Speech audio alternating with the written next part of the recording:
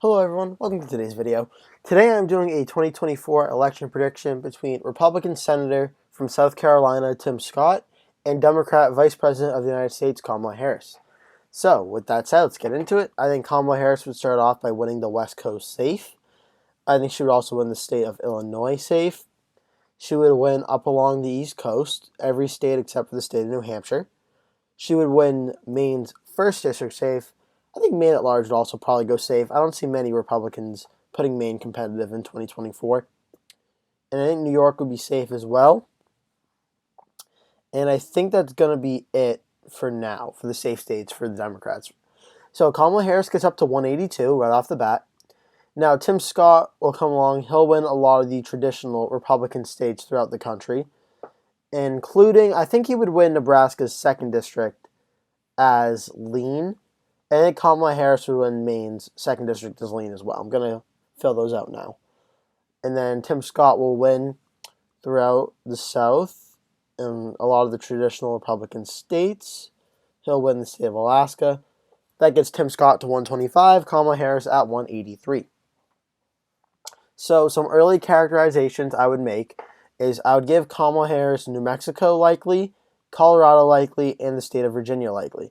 I think Tim Scott will perform a little better than some other Republicans in these states, which is why they're not characterized as safe, which I have been doing for some other candidates. But I think Tim Scott will do a little better, and Kamala Harris will underperform a little bit due to lack of enthusiasm among voters. So Tim Scott may be able to do a little better in these states. Now, Tim Scott will win the state of Texas likely, I believe.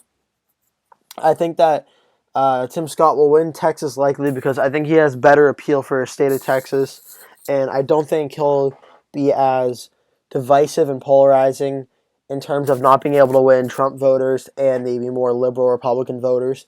I think Tim Scott will do a better job at winning those certain groups of Republican voters, and I think that'll help him out in a state like Texas. I think a state like Minnesota will go likely for Kamala Harris. It's interesting because both of these candidates don't really have the Rust Belt appeals that Donald Trump or Joe Biden or even Ron DeSantis might have. So for these two, it's kind of like a toss-up of who can actually appeal to the Rust Belt more. And it's interesting to see how it plays out. But yeah, for now, Harris is 220, Scott is 166. I think that Tim Scott, will win the state of Ohio. Likely to lean. I'm going to put in lean for now. I think that Donald Trump, might be the ceiling for Republicans winning the state of Ohio. I don't know if another Republican is going to win it by 9 points, but by 5 or 6 is certainly realistic. And I would give Iowa to Tim Scott by about 4 or 5, similar to Ohio. I'd give him Iowa as well. So Harris is at 220, Scott's at 189. Now, I would give the state of Michigan to Kamala Harris. Probably lean. Michigan, I would not expect to be too close. I'd probably see Harris winning it by about 4 or 5 points. Not because that I don't know if Michigan will ever vote for Republican at the national level after President Trump. I think that might have been a fluke, a one-off. I think Michigan will be close and competitive for a while, but I don't think it's a state that's going to be trending more and more Republican, like, say, Wisconsin and Pennsylvania might be. So I'll give Michigan to Kamala Harris in the lean column. I'll also give the state of Florida to Tim Scott in the lean to tilt column. I'm going to give it lean for now. I think that Republicans are doing very well in the state of Florida, and I think that would continue with Tim Scott. I think the state of North Carolina and its 16 electoral votes, I think will go for Tim Scott. I think he'll win this state. Him being from South Carolina will also help him out a little bit, give him a little boost. So I expect him to win that state. I think the state of Georgia would flip back, would vote for Tim Scott again.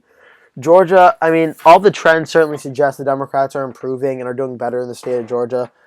I think 2024 is going to be a big test as whether or not that change is going to be forever or if it's going to be a one-off like Michigan. It's interesting to say. It's going to be interesting to find out. But for now, if it's Tim Scott versus Harris, I think Tim Scott is able to win that state back. I think the state of New Hampshire, even though Tim Scott is doing very, very well compared to many other Republicans, I would expect Kamala Harris to still narrowly hold on to this state. New Hampshire is a very, very tough state to win at the presidential level for Republicans. They have a Republican governor. If he runs for Senate in 2022, I think he'll win, but still, the presidential level, New Hampshire is a state that is trending more and more Democratic each cycle. I'd expect Kamala Harris to narrowly win there. Now, the remaining states, I think Tim Scott will actually win the state of Arizona. He will flip that state back. Maybe lean, maybe tilt. I'm going to put it in lean for now. Tim Scott will win the state of Arizona. Very, very close, but he will be able to win it. Tim Scott is 264. Harris is 239. I think Tim Scott will win the state of Wisconsin by a tilt margin, making him the next president of the United States over Kamala Harris. I do not think Kamala Harris has a Rust Belt appeal at all. Tim Scott, I feel like, doesn't have too much of a Rust Belt appeal either. However, I think he'll be able to have a slightly better appeal than Kamala Harris will. With that, I also think Tim Scott will be able to come in and win the state of Pennsylvania close as well. And I think by doing so, Tim Scott, while he may not seem like he has much of a Rust Belt appeal, he would certainly be better than Kamala Harris, I think, on election night if this was to be the election scenario. Lastly, we come down to Nevada and its 6 electoral votes. Nevada is interesting because what's going on with the state Democratic Party is certainly going to hurt Democrats. I don't know by how much and what the margin could be. So it's possible we see Tim Scott maybe beat Kamala Harris in the state of Nevada.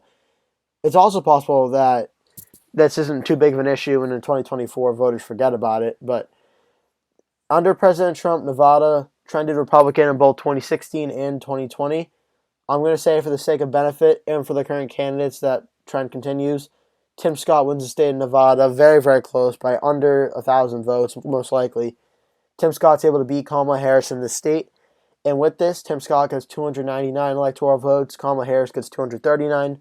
That's going to do it for today's video. Thank you so much for watching. Please remember to like the video, subscribe to the channel, tap the bell icon so you get notified when I post a new video. Thank you so much for watching, and I'll see you in the next one.